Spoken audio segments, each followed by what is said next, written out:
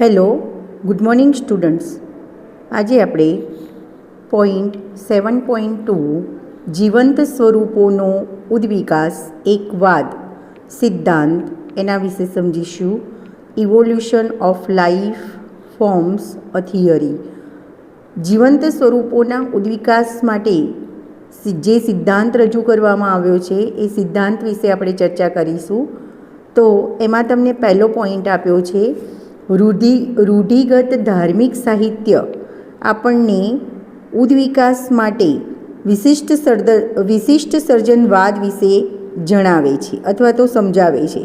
જે રૂઢિગત સાહિત્ય છે એટલે કે જે રૂઢિગત અથવા તો આપણે રૂઢિગત જે ધાર્મિક સાહિત્ય છે એ ધાર્મિક સાહિત્ય ઉદ્વિકાસ માટે ધાર્મિક સાહિત્યમાંથી ઉદ્વિકાસ માટે વિશિષ્ટ સર્જનવાદ આપણને સમજાવે છે. હવે આ વિશિષ્ટ સર્જનવાદ પ્રમાણે ઉદ્વિકાસ કેવી રીતે થયો એની માહિતી આપેલી છે. તો આ વિશિષ્ટ સર્જનવાદ પ્રમાણે અથવા તો વિશિષ્ટ સર્જનવાદના સિદ્ધાંત પ્રમાણે 3 શક્યતાઓ આપવામાં આવેલી છે.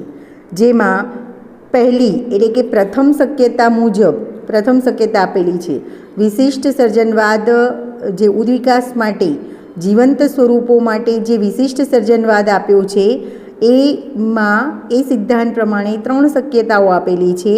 જેમાં પ્રથમ શક્યતા મુજબ આજે જોવા મળતા જે બધા જ સજીવો છે એ આ જ સ્વરૂપે ઉત્પન્ન થયા હોવા જોઈએ. એટલે કે અહીંયા પહેલી શક્યતા એવું કહેવા માંગે છે, વિશિષ્ટ સર્જનવાદમાં પ્રથમ શક્યતા પ્રમાણે એવું કહેવા માંગે છે, અત્યારે જોવા મળતા બધા જ સજીવો એટલે કે અત્યારે અસ્તિત્વ ધરાવતા બધા જ સજીવો આ જ સ્વરૂપે ઉત્પન્ન થયા હશે. એટલે પહેલાં પણ આ જ સ્વરૂપે પૃથ્વી ઉપર ઉત્પન્ન થયા હશે એવી પ્રથમ શક્યતા છે. બરાબર. તો પહેલું યાદ રાખજો, પ્રથમ શક્યતા મુજબ આજે જોવા મળતા બધા જ સજીવો એ આ જ સ્વરૂપે અસ્તિત્વમાં આવ્યા હશે અથવા આવેલા હોવા જોઈએ. હવે બીજી શક્યતાની વાત કરીએ તો બીજી શક્યતા પ્રમાણે જે જૈવ વિવિધતા ઉત્પત્તિ સમયે હતી તે ભવિષ્યમાં પણ જળવાઈ રહેશે. તો બીજી શક્યતા એવું કહે છે કે જે જૈવ વિવિધતા પહેલાં જોવા મળતી હતી, સજીવોમાં વિવિધતા, જૈવ વિવિધતા એટલે સજીવોમાં વિવિધતા, તો જે જૈવ વિવિધતા પહેલાં જોવા મળતી હતી એવી જ જૈવ વિવિધતા ભવિષ્યમાં પણ રહેશે. અને ત્રીજી શક્યતા આપેલી છે, ત્રીજી શક્યતા મુજબ પૃથ્વી લગભગ 4000 વર્ષ જૂની છે. બરાબર. તો આ પણ તમને નીટમાં MCQ પૂછી શકાય કે વિશિષ્ટ સર્જનવાદ પ્રમાણે પૃથ્વી લગભગ કેટલા વર્ષ જૂની છે. તો વિશિષ્ટ સર્જનવાદ પ્રમાણે પૃથ્વી લગભગ 4000 વર્ષ જૂની છે. ત્રીજી શક્યતા અનુસાર પૃથ્વી લગભગ 4000 વર્ષ જૂની છે. તો આ તમને નીટમાં MCQમાં પૂછી શકાય. હવે આ બધી જ જે માન્યતાઓ છે એ માન્યતાઓ અથવા તો આ બધા જે વિચારો છે એ 19મી સદીમાં એનો પુષ્કળ વિરોધ થયો હતો. આ જે માન્યતાઓ આપણે 3 માન્યતાઓ કીધી, પ્રથમ માન્યતા એવી કીધી અથવા પ્રથમ શક્યતા એવી કીધી કે હાલ જોવા મળતા બધા જ સજીવો આ જ સ્વરૂપે ઉત્પન્ન થયા હોવા જોઈએ. બીજી શક્યતા આપણે એ પ્રમાણે કીધું, બીજી શક્યતા પ્રમાણે કીધું કે જે વિવિધતા ઉત્પત્તિ સમયે હતી એ જ ભવિષ્યમાં જળવાઈ રહેશે. અને ત્રીજી શક્યતા આપણે કીધી કે પૃથ્વી લગભગ 4000 વર્ષ જૂની છે. આ વિશિષ્ટ સર્જનવાદ પ્રમાણે આ 3 શક્યતાઓ કહેવામાં આવી છે. તો આ શક્યતાઓ અથવા તો આ માન્યતાઓનો 19મી સદીમાં સખત રીતે વિરોધ કરવામાં આવ્યો હતો, વિરોધ થયો હતો. આ વિચારો ચાર્લ્સ ડાર્વિનના અવલોકનો પર આધારિત છે. આ જે વિચારો છે એ ચાર્લ્સ ડાર્વિન નામના વૈજ્ઞાનિકના અવલોકનો પર આધારિત છે. તેમણે HMS બિગાલે નામના યુદ્ધ જહાજમાં HS બીગલ, અહીંયા તમને આપેલું છે નામ. આ જે આપણે વાત કરી કે ચાર્લ્સ ડાર્વિનના જે પ્રયોગો હતા, અવલોકનો હતા, એના ઉપર આધારિત આ 3 જે શક્યતા છે એના ઉપર આધારિત હતી. ચાર્લ્સ ડાર્વિનના અવલોકનો પર આધારિત આ શક્યતા હતી અથવા તો વિચારો હતા. આ વિચારો HMS બીગલ નામના સમુદ્રી જહાજમાં વિશ્વભરની સમુદ્રી સફર પરના HMS બીગલ નામના યુદ્ધ જહાજમાં વિશ્વભરની દરિયાઈ મુસાફરી કરી હતી. તો ચાર્લ્સ ડાર્વિન નામના જે વૈજ્ઞાનિક છે એમણે આ ત્રણ એમના અવલોકનો આધારિત આ ત્રણ શક્યતાઓ છે અથવા તો વિચારો છે, અને આ વૈજ્ઞાનિકે HMS બીગલ નામના સમુદ્રી જહાજમાં વિશ્વભરની સમુદ્રી સફર દરમિયાન સમુદ્રી સફર દરમિયાન ચાર્લ્સ ડાર્વિનના અવલોકનો પર આધારિત છે. ટૂંકમાં એમ કહી શકાય કે આ જે ત્રણ વિચારો અથવા તો ત્રણ જે શક્યતાઓ આપેલી છે એ HMS જે ચાર્લ્સ ડાર્વિન છે એ ચાર્લ્સ ડાર્વિને HMS બીગલ નામના સમુદ્રી જહાજમાં વિશ્વભરની સમુદ્રી સફર દરમિયાન એમણે જે અવલોકનો કર્યા હતા એ અવલોકનો પર આધારિત હતી. તેમના અનુમાન પ્રમાણે અથવા તો તેમને તારણ કાઢ્યું એ તેમના અનુમાન પ્રમાણે અથવા તો તેમના તારણ પ્રમાણે પૃથ્વી પરના બધા જ સજીવો એકમેક સાથે સામ્યતા દર્શાવે છે. ચાર્લ્સ ડાર્વિનના અનુમાન પ્રમાણે પૃથ્વી પરના બધા જ સજીવો એકમેક સાથે સામ્યતા દર્શાવે છે. તે ઉપરાંત વર્ષો પહેલાંના સજીવો સાથે પણ તેમની સામ્યતા છે. એટલે આ જે ચાર્લ્સ ડાર્વિન છે આ ચાર્લ્સ ડાર્વિનના વૈજ્ઞાનિકના મત અનુસાર અથવા તો એમના અનુમાન પ્રમાણે પૃથ્વી પર જે બધા જ સજીવો છે એ પૃથ્વી પરના બધા જ સજીવો એકમેક સાથે સામ્યતા દર્શાવે છે. આ ઉપરાંત વર્ષો પહેલાંના જે સજીવો છે એની સાથે પણ તેમની સમાનતા અથવા તો સામ્યતા જોવા મળે છે. આમાંના ઘણા સજીવો હાલ લુપ્ત થયેલા છે. બરાબર, આમાંના જે પહેલાં જોવા મળતા હતા એ સજીવો અત્યારે હાલ જોવા મળતા નથી. તો એમ કહી શકાય કે આમાંના ઘણા સજીવો લુપ્ત થયેલા છે. પૃથ્વીના ઇતિહાસમાં અમુક સજીવો લુપ્ત થયેલા છે, તેમની સામે નવા સજીવો પણ ઉમેરાયેલા છે. તો ઉદ્વિકાસની પ્રક્રિયા થાય છે કે પહેલાં અસ્તિત્વમાં હતા એમાંના કેટલાક સજીવો અત્યારે હાલ લુપ્ત થઈ ગયેલા છે, એટલે અત્યારે જોવા મળતા નથી. સામે નવા સજીવો પણ જોવા મળે છે અથવા નવા સજીવો પણ ઉમેરાયા છે. આગળ આપણે વાત કરી કે ચાર્લ્સ ડાર્વિનના અનુમાન પ્રમાણે અને એમની વિશ્વભરની સફર દરમિયાન એમણે જે અવલોકનો કર્યા એના આધારિત આપણે ત્રણ શક્યતાઓ સમજ્યા. તો એમના અનુમાન પ્રમાણે એટલે કે ચાર્લ્સ ડાર્વિનના અનુમાન પ્રમાણે પૃથ્વી પરના બધા જ સજીવો એકમેક સાથે સામ્યતા દર્શાવે છે અને વર્ષો પહેલાંના સજીવો સાથે પણ તેઓ સામ્યતા દર્શાવે છે. આમાંના ઘણા સજીવો હાલ લુપ્ત થયેલા છે અને પૃથ્વીના ઇતિહાસમાં અમુક સજીવો લુપ્ત થયેલા છે, તેમની સામે અમુક સજીવો નવા પણ ઉતરી આવ્યા છે અથવા તો નવા પણ ઉમેરાયા છે. હવે આગળ વાત કરીએ તો જીવ સ્વરૂપો ક્રમશઃ ઉદ્વિકાસ પામેલા છે. જીવ સ્વરૂપ એ ક્રમશઃ ઉદ્વિકાસ પામેલા છે અને કોઈપણ વસ્તીમાં લક્ષણોની વિવિધતાને કારણે સ્થાયી થાય છે. કોઈપણ જીવ સ્વરૂપ છે એ જીવ સ્વરૂપ ક્રમશઃ ઉદ્વિકાસ પામે છે. ક્રમશઃ ઉદ્વિકાસ પામવું એટલે આપણે દાખલા તરીકે હું તમને હૃદયની વાત કરું તો પહેલાં હૃદય છે એ એક ખંડી હતું, પછી દ્વિખંડી, પછી ત્રિખંડી અને પછી ચતુષ્ખંડી હૃદય અસ્તિત્વમાં આવ્યું. તો આ અંગોનો ઉદ્વિકાસ થયો કહેવાય. બરાબર, તો કોઈપણ જે સજીવો છે જીવ સ્વરૂપો છે એમાં જીવ સ્વરૂપો એ ક્રમશઃ ઉદ્વિકાસ પામેલા હોય છે અને કોઈપણ વસ્તીમાં લક્ષણોની વિવિધતાના કારણે એ સ્થાયી બને છે. એ જે લક્ષણો સજીવોમાં જોવા મળતી જે વિવિધતા છે એના કારણે સ્થાયી બને છે. હવે આ લાક્ષણિકતાઓને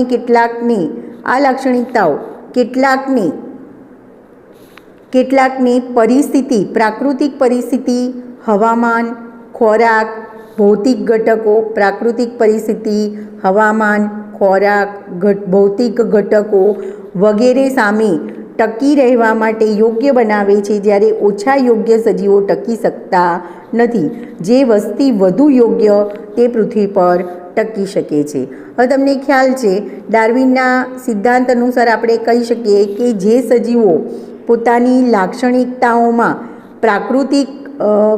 લાક્ષણિકતાઓને પ્રાકૃતિક પરિસ્થિતિ એટલે કે હવામાન, ખોરાક, ભૌતિક ઘટકો સામે ટકી રહેવા માટે યોગ્ય બનાવે છે એ સજીવો ટકી જાય છે, જ્યારે ઓછા યોગ્ય સજીવો ટકી શકતા નથી.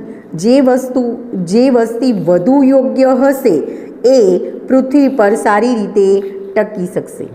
તો ડાર્વિનના મતની વાત કરીએ તો ડાર્વિનના મત પ્રમાણે યોગ્યતા એટલે શું? તો ડાર્વિનના મત પ્રમાણે યોગ્યતા એટલે સારી પ્રજનન ક્ષમતા. ફક્ત પ્રજનન ક્ષમતા એમ કહી શકાય, બરાબર. પ્રજનન યોગ્યતા, ડાર્વિનના મત પ્રમાણે યોગ્યતા એટલે કે સારી પ્રજનન ક્ષમતા. જે સજીવો પર્યાવરણમાં યોગ્યતા કેળવે છે તે વધુ સંતતિ ઉત્પન્ન કરે છે અને ટકી રહે છે અને કુદરત તેમને પસંદ કરે છે, બરાબર. એટલે આ પ્રમાણે એમ કહી શકાય કે ડાર્વિન એવું માનતા હતા કે ડાર્વિનના મત પ્રમાણે કે યોગ્યતા એટલે શું? તો યોગ્યતા એટલે સારી પ્રજનન ક્ષમતા. જે સજીવો પર્યાવરણમાં યોગ્યતા કેળવે છે એવા સજીવો વધુ પ્રજનનની ક્રિયા દ્વારા વધુ સંતતિ ઉત્પન્ન કરે છે અને ટકી રહે છે અને કુદરત તેમને પસંદ કરે છે, જેને નૈસર્ગિક પસંદગી તરીકે ઓળખવામાં આવે છે. તો આપણે આગળના ધોરણમાં પણ ડાર્વિનના નૈસર્ગિક પસંદગીવાદની ચર્ચા કરેલી છે અથવા સમજી ગયેલા છે કે નૈસર્ગિક પસંદગી એટલે શું. તો જે સજીવો પ્રાકૃતિક વાતાવરણને અનુસરીને પોતાના લક્ષણોમાં ફેરફાર કરે છે અને કુદરતની સામે ટકી રહે છે, તો કુદરત તેને પસંદ કરે છે, જેને નૈસર્ગિક પસંદગી કહે છે. અને જે વાતાવરણ સાથે સુસંગતતા જાળવી શકતા નથી અથવા કેળવી શકતા નથી, તેઓ વાતાવરણમાં ટકી શકતા નથી. હવે ત્યાર પછી બીજા વૈજ્ઞાનિકનું નામ આપણે યાદ રાખવાનું છે. એક બીજા પ્રકૃતિવિદ છે જેને આલ્ફ્રેડ વાલેસ તરીકે ઓળખવામાં આવે છે. હવે આ આલ્ફ્રેડ વાલેસે પ્રકૃતિવિદ છે, મલય આર્કીપેલાગો ટાપુ પર કાર્ય કરી આ જ તારણ આપ્યું હતું, બરાબર. અહીંયા તમને આપેલું છે ટાપુનું નામ અથવા ક્ષેત્રનું નામ. આલ્ફ્રેડ વાલેસ નામના પ્રકૃતિવિદ છે, એમણે મલય આર્કીપેલાગો ટાપુ ઉપર અથવા મલય આર્કીપેલાગો ક્ષેત્રમાં કાર્ય કર્યું હતું અને એમણે પણ આ જ તારણ આપ્યું હતું જે ડાર્વિને આપ્યું હતું. હાલમાં અસ્તિત્વમાં ધરાવતા બધા જ સજીવો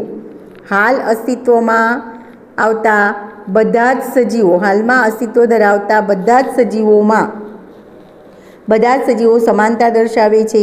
તેમના પૂર્વજો સામાન્ય છે, જે પૃથ્વીના ઇતિહાસના વિવિધ સમયે અસ્તિત્વ ધરાવતા હતા, એટલે કે પ્રકલ્પયુગ સમય અને કલ્પયુગ સમય. અહીંયા તમને આપેલું છે, એવું કહેવા માંગે છે કે પહેલાં જે પ્રકલ્પયુગ સમય અને કલ્પયુગ સમય હતા, એમાં જે પૂર્વજો હતા એ જ પૂર્વજો પ્રમાણે અત્યારના સજીવો સમાનતા દર્શાવે છે. તો હાલમાં અસ્તિત્વ ધરાવતા બધા જ સજીવો એ સમાનતા દર્શાવે છે અને તેમના પૂર્વજો પણ સામાન્ય છે, જે પૃથ્વીના ઇતિહાસના વિવિધ સમયે અસ્તિત્વ ધરાવતા હતા. વિવિધ સમય એટલે કે પ્રકલ્પયુગ સમય અને કલ્પયુગ સમયે જે પૂર્વજો જોવા મળતા હતા એમાં જે સમાનતા જોવા મળતી હતી એવી જ સમાનતા અત્યારે પણ જોવા મળે છે. આગળ વાત કરીએ તો પૃથ્વીનો જે ભૂસ્તરીય ઇતિહાસ છે, એ પૃથ્વીના ભૂસ્તરીય ઇતિહાસ તેના જૈવિક ઇતિહાસ સાથે ખૂબ જ સમાનતા ધરાવે છે. આમ સામાન્ય તારણ છે કે પૃથ્વી 1000 વર્ષ નહીં પણ અબજો વર્ષ જૂની છે. આ બધા જ તારણો ઉપરથી એવું કહી શકાય કે પૃથ્વી હજારો વર્ષ જૂની નહીં પણ અબજો અથવા તો બિલિયન વર્ષ જૂની છે, બરાબર. તો અહીંયા તમને વિશિષ્ટ સર્જનવાદ વિશે સમજાવ્યું છે. જીવંત સ્વરૂપોના ઉદ્વિકાસ, એના વિશિષ્ટ સર્જનવાદ વિશેની માહિતી આપેલી છે, જે તમને શોર્ટ નોટમાં પૂછી શકાય.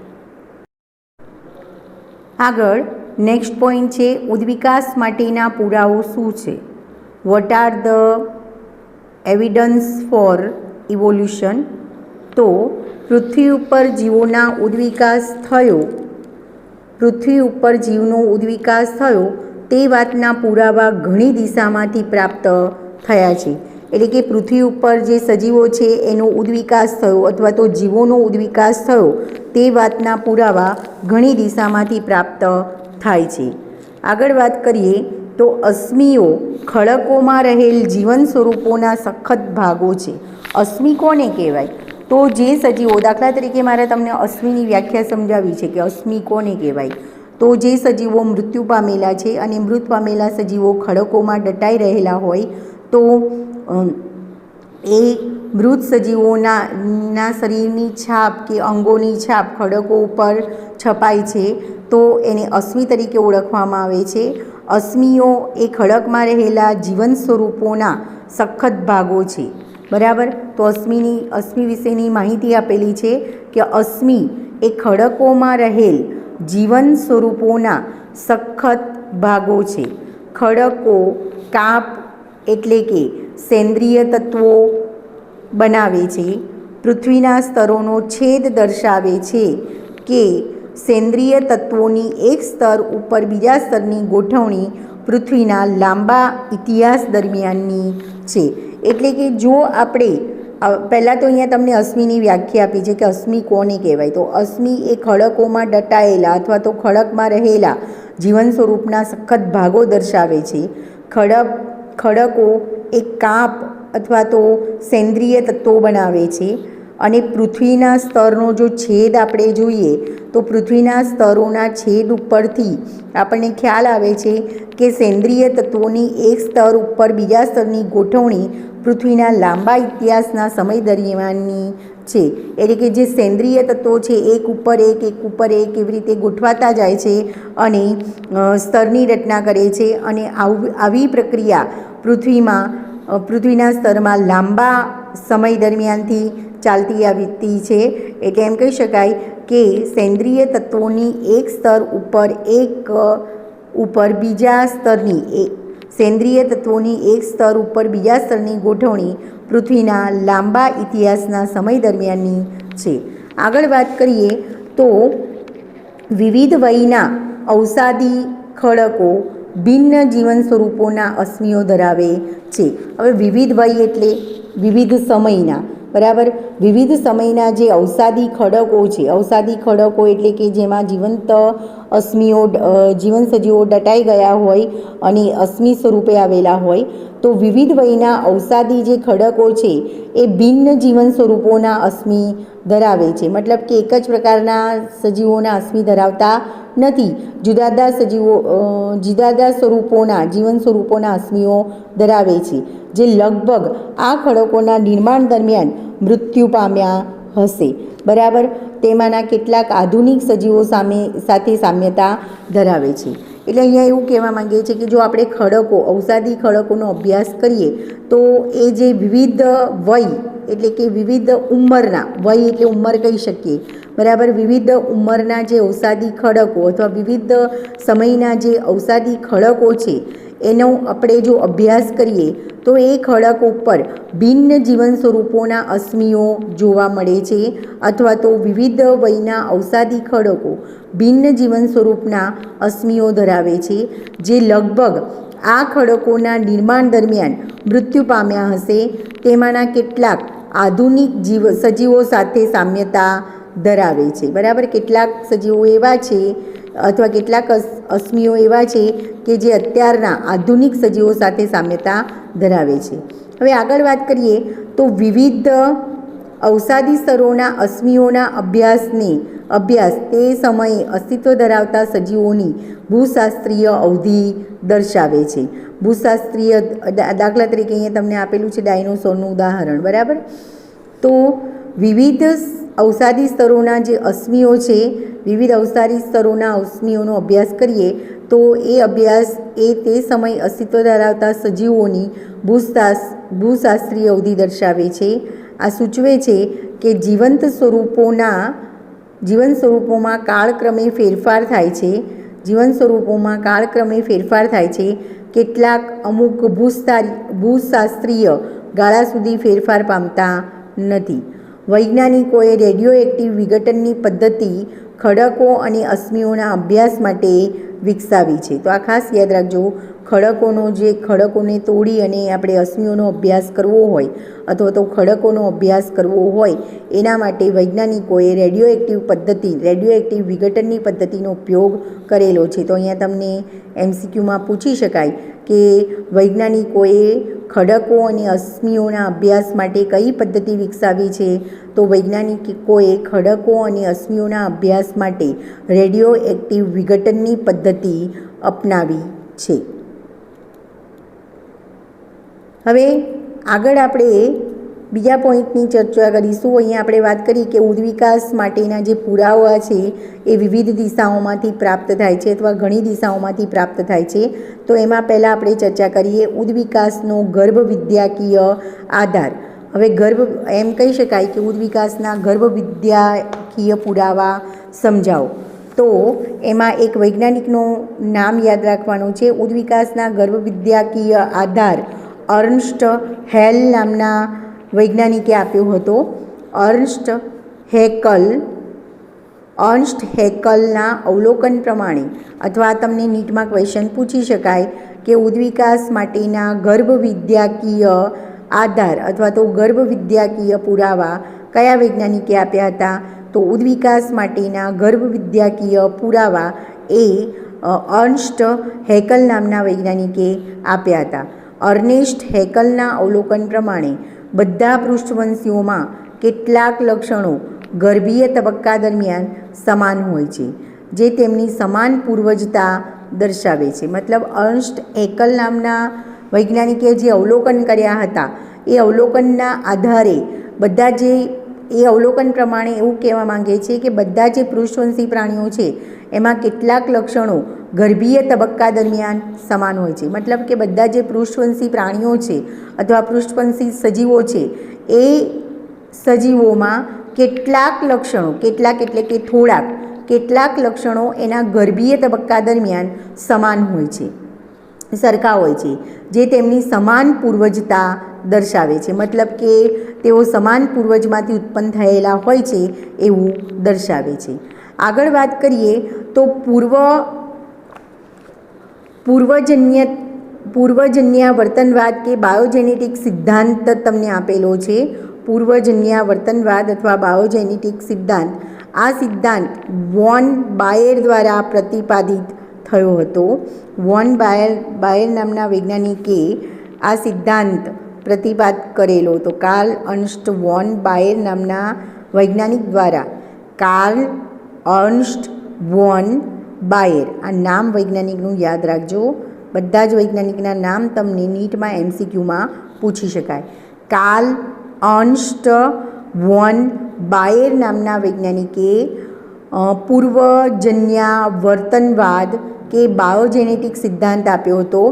આ સિદ્ધાંત વોન બાયર દ્વારા પ્રતિપાદિત કરાયો, જેને અર્નેસ્ટ હેકલ દ્વારા પૂર્વજન્યાવર્તનવાદ તરીકે ઓળખાયો. મતલબ કે આ જે સિદ્ધાંત છે એ વોન બાયર દ્વારા પ્રતિપાદિત કરાયો હતો અને જેને અર્નેસ્ટ હેકલ દ્વારા પૂર્વજન્યાવર્તનવાદ તરીકે ઓળખવામાં અથવા ઓળખાયો. જે અર્નેસ્ટ હેકલ છે એણે આ વૈજ્ઞાનિકનો જે સિદ્ધાંત છે એ સિદ્ધાંતને પૂર્વજન્યાવર્તનવાદ તરીકે ઓળખાવ્યો. આ સિદ્ધાંત પ્રમાણે દરેક સજીવ તેના વિકાસ દરમિયાન તેની જાતિના ઉદ્વિકાસીય ઇતિહાસનું પુનરાવર્તન કરે છે.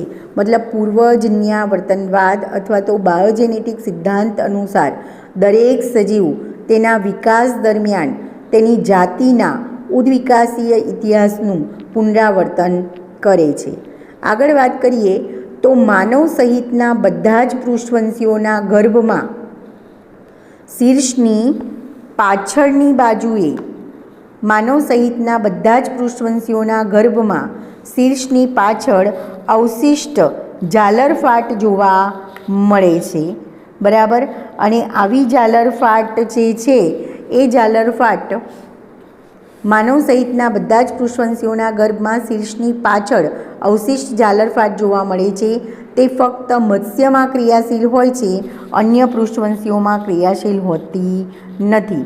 બરાબર.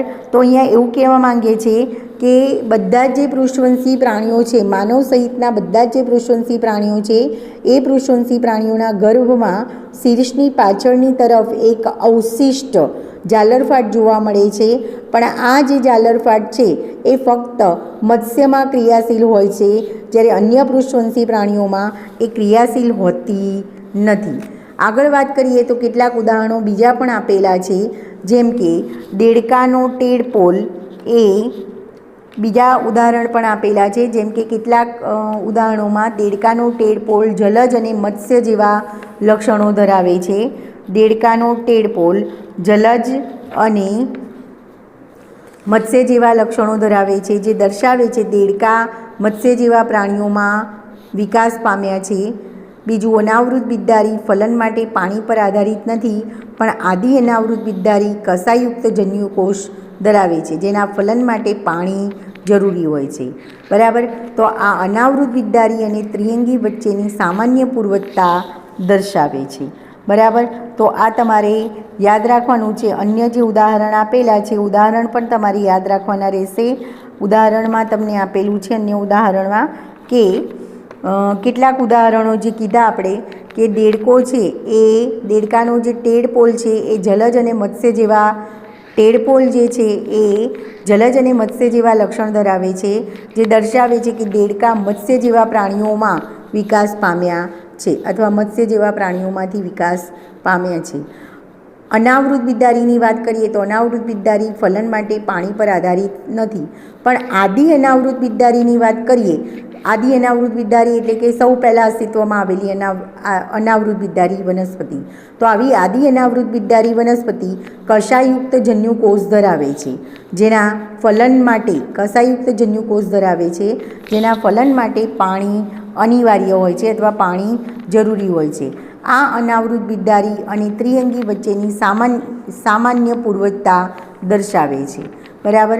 તો એમ કહી શકાય કે જે સજીવો છે એ સામાન્ય પૂર્વજમાંથી અસ્તિત્વમાં આવ્યા હોય એવી માહિતી આ સિદ્ધાંત પ્રમાણે આપણને પ્રાપ્ત થાય છે. આગળ આપણે ઉદ્વિકાસ માટેના પુરાવાઓ શું છે એના વિશે થોડી ઘણી ચર્ચા કરી હતી. હવે અહીંયા તમને એક ચાર્ટ બતાવેલો છે, જેમાં ડાયનાસોરનું વંશાવલી વૃક્ષ બતાવેલું છે અને તેમને મળતા આજકાલના જે સજીવો છે, જેવા કે મગર અને પક્ષીઓ. બરાબર. તો અહીંયા તમને ડાયનાસોરનું વંશાવળી વૃક્ષ બતાવેલું છે. તો આ તમારે ફક્ત MCQ માટે તૈયાર કરવાનું રહેશે. તો અહીંયા તમને જુઓ, પહેલાં ડાયનાસોરની જે જાતિ જોવા મળતી હતી એનું નામ આપ્યું છે બ્રેકિયોસોરસ. ત્યાર પછી અહીંયા જે નામ આપેલું છે એ છે સ્ટેગોસોરસ. અહીંયા જે નામ આપ્યું છે આર્કિયોપ્ટેરિસ, પછી ક્રોકોડિલિયન, ટેરેનોડોન, ટ્રાઇરેનોસોરસ અને ટ્રાઇસેટોપ્સ.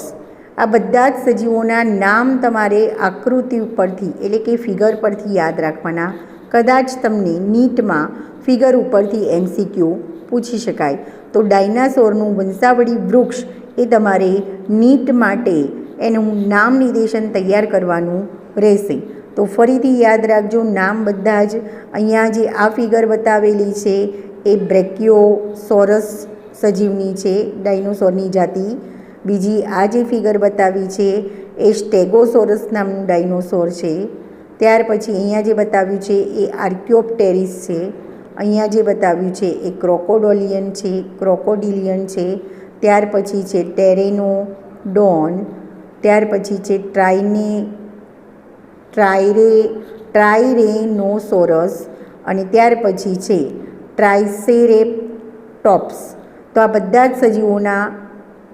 બધા જ સજીવોની આકૃતિ ઉપરથી તમારે એના નામ યાદ રાખવાના છે, જે તમને નીટમાં પૂછી શકાય.